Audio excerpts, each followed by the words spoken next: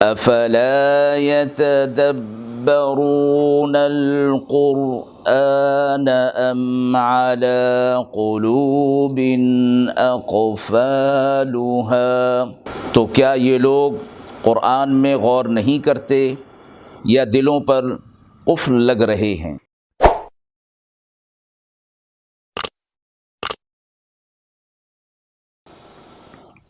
بسم اللہ الرحمن الرحیم۔ السلام علیکم ورحمۃ اللہ وبرکاتہ۔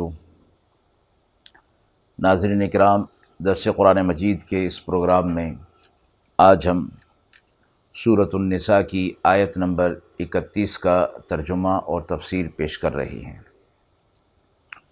اعوذ باللہ من الشیطان الرجیم، بسم اللہ الرحمن الرحیم۔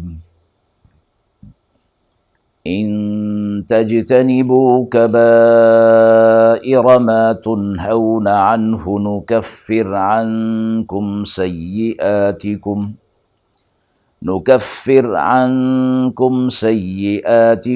وندخلكم مدخلا كريما۔ آیت مبارکہ کا ترجمہ ملاحظہ فرما لیں۔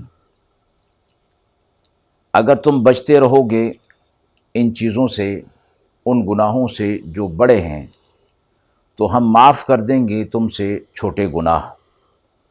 اور داخل کریں گے تمہیں عزت کے مقام میں۔ اس آیت مبارکہ میں اللہ رب العزت کی طرف سے ایک خاص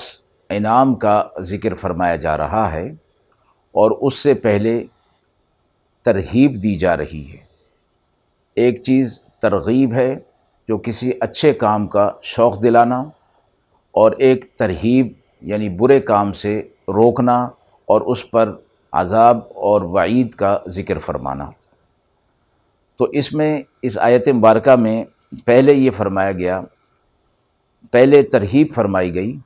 کہ اگر تم برے کاموں سے، بڑے گناہوں سے اپنے آپ کو بچا لو گے تو پھر ہم تمہارے جو چھوٹے گناہ ہیں، صغیرہ گناہ ہیں، وہ ہم تم سے خود معاف کر دیں گے۔ تو ترغیب اور ترہیب دونوں رکھے گئے ہیں، اور اس طرح اللہ رب العزت تمہیں صغیرہ اور کبیرہ گناہوں سے پاک کر دے گا، اور پھر تمہیں عزت کا مقام، جس کو جنت کہا جاتا ہے، وہاں داخل فرمائے گا۔ تو آیت مذکورہ سے یہ بات معلوم ہو گئی کہ گناہ دو قسم کے ہیں، اور قرآن و احادیث میں بھی اس کا ذکر فرمایا گیا کہ گناہ دو قسم کے ہیں، ایک کو کبیرہ گناہ یعنی بڑے گناہ، اور ایک کو صغیرہ گناہ کہا جاتا ہے۔ اور یہ بھی بات معلوم ہو گئی آیت مبارکہ سے کہ اگر کوئی اپنے آپ کو کبیرہ گناہوں سے، بڑے گناہوں سے بچا لے تو اللہ کا وعدہ ہے کہ اللہ اسے چھوٹے گناہوں سے بچا لے گا، یا اس کے چھوٹے گناہوں کو معاف کرنے کا وعدہ فرمایا گیا ہے۔ جو شخص اس بات کا اہتمام کرے کہ فرائض اور واجبات ادا ہوتے رہیں اور تمام کبیرہ گناہوں سے بھی اپنے آپ کو بچا لے، تو اللہ تعالیٰ اس کے صغیرہ گناہوں کا کفارہ ادا کر دیتے ہیں۔ یعنی یہ جو کبیرہ گناہوں سے بچنا ہے، وہ صغیرہ گناہوں کے کفارہ بن جاتے ہیں۔ گناہ ہر اس کام کو کہا جاتا ہے کہ جس میں اللہ تعالیٰ اور اللہ کے رسول صلی اللہ علیہ وسلم کی نافرمانی ہو۔ اس لحاظ سے علماء یہ فرماتے ہیں کہ نافرمانی چاہے وہ چھوٹی ہو یا بڑی، تو بہرحال نافرمانی ہے، اور اللہ تعالیٰ کی نافرمانی کرنا چاہے وہ چھوٹے کام کی ہو یا بڑے کام کی ہو، بہرحال شدید اور بڑا جرم ہے۔ علماء اس کو اس بات سے بھی تعبیر فرماتے ہیں جس طرح کہ ایک چھوٹا بچھو ہوتا ہے اور بڑا بچھو ہوتا ہے، یا چھوٹی انگاری اور چنگاری اور بڑی چنگاری، کہ وہ آدمی چھوٹی چنگاری سے بھی اپنے آپ کو بچاتا ہے اور بڑی سے بھی، چھوٹے بچھو سے بھی اپنے آپ کو بچانے کی کوشش کرتا ہے، بڑے بچھو سے بھی، کیونکہ نقصان دونوں کے اندر ہے۔ اگر کوئی انسان گناہ کو چھوٹا سمجھ کر کرتا ہے تو فرمایا کہ وہ ایسا ہے جیسے اس نے چھوٹی چنگاری سے پرواہ نہیں کی جو کہ کسی وقت بھی بھڑک کر بڑی آگ بن سکتی ہے اور اس کو اپنے لپیٹ میں لے سکتی ہے۔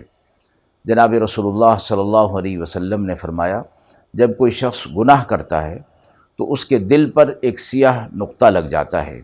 اس گناہ کی نحوست کی وجہ سے۔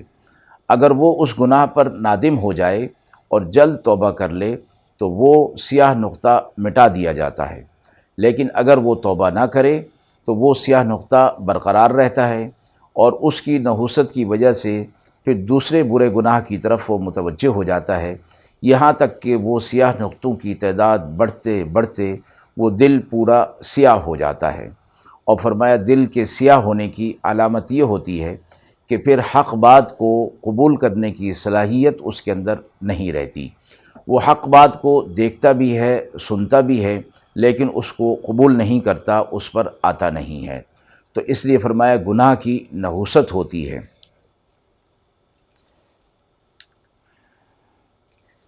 جس گناہ کو چھوٹا سمجھا جاتا ہے، فرمایا گیا کہ اگر اس کو بار بار کیا جائے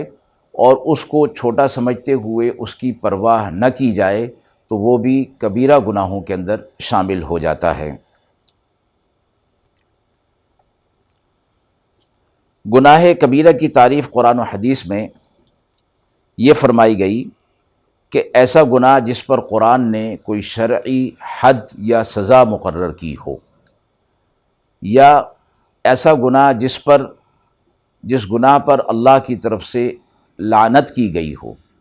یا ایسا گناہ کہ جس پر آخرت میں عذاب شدید کا وعدہ کیا گیا ہو، وعید دی گئی ہو، وہ سب گناہ کبیرہ کے اندر شامل ہوتے ہیں۔ اسی طرح فرمایا کہ وہ گناہ کہ جس کے مفاسد بہت زیادہ ہوں، معاشرتی مفاسد ہوں یا ذاتی مفاسد ہوں، اور اس کا فساد دوسروں تک بھی جا رہا ہو، تو وہ بھی کبیرہ گناہ کے اندر شامل ہوں گے۔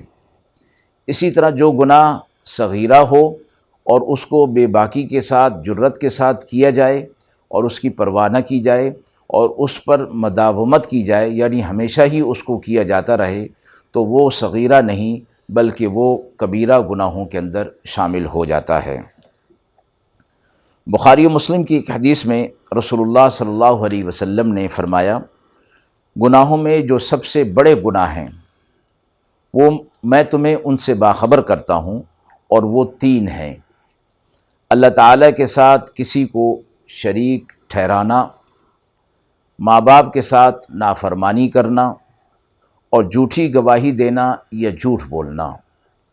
بعض احادیث میں ان کے ساتھ اوروں کا بھی ذکر فرمایا گیا ہے، اس لیے علماء نے یہ فرمایا کہ گناہ بہرحال گناہ ہے،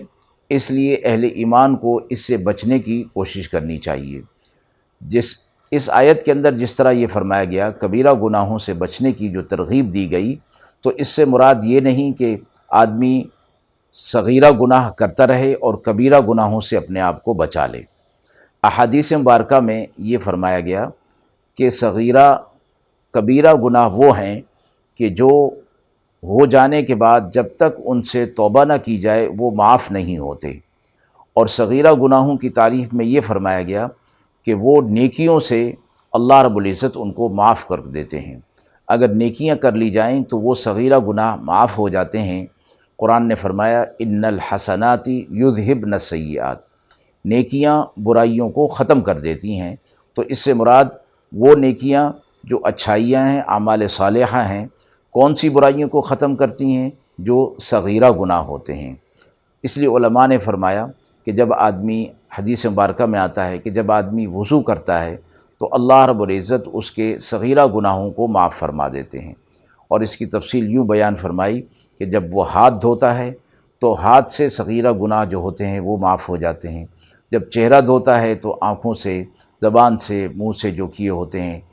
نظروں سے جو کیے ہوتے ہیں وہ معاف ہو جاتے ہیں، جب پیر دھوتا ہے تو پیروں سے جو گناہ صغیرہ کیے ہوتے ہیں وہ معاف ہو جاتے ہیں، یہاں تک کہ جب آدمی وضو سے فارغ ہوتا ہے تو وہ تمام صغیرہ گناہوں سے پاک ہو جاتا ہے۔ اسی طرح جب آدمی اعمال صالحہ کر لیتا ہے، نماز پڑھ لیتا ہے، صدقہ کر لیتا ہے، تو یہ چیزیں صغیرہ گناہوں کو معاف کرنے کا باعث بن جاتی ہیں۔ صحیح بخاری کی ایک روایت میں رسول اللہ صلی اللہ علیہ وسلم نے فرمایا کہ شرک کرنا اور قتل ناحق کرنا، یتیم کا مال ناجائز طریقے پر کھانا، سود کی آمدنی کھانے والا، میدان جہاد سے بھاگنے والا، پاک دامن عورتوں پر تہمت لگانے والا، ماں باپ کی نافرمانی کرنے والا اور بیت اللہ کی بے حرمتی کرنا، یہ کبیرہ گناہوں میں اس کو شمار فرمایا گیا ہے۔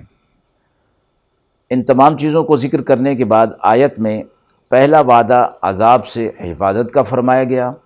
اور دوسرا وعدہ جنت میں داخلے کا فرمایا گیا، یعنی جب تم نے کبیرہ گناہوں سے اپنے آپ کو بچا لیا تو اللہ کا وعدہ ہے کہ صغیرہ گناہ نیکیوں سے معاف ہو جائیں گے اور پھر اللہ تمہیں پاک کر کے عزت کے مقام جنت میں داخل فرمائے گا۔